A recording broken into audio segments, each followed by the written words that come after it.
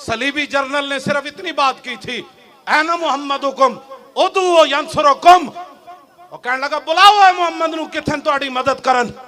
सलाउद्दीन अयूबी तक के गल चली गई। तुम्हारा ये काम है जो मैं बताने लगा हूं तुम्हें।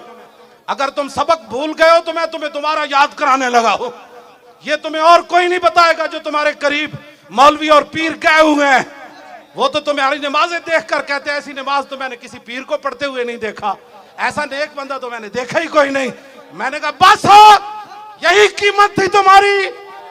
करूं मदहाले दुबल रजा और पड़े इस बला में मेरी बला। मैं बहसीयत खैर खाई मुसलमान दी खैर खाई दी तेरे नाल गल करन लगा। उत्तों लैके थल्ले तक सारियां नू एवें मर जाना है। अज सदियां गुजर गईयां, सलाउद्दीन अयूबी नू फौजी प्रोटोकॉल ना दफन नहीं किया गया। सलाउद्दीन अयूबी नू फौज की तरफों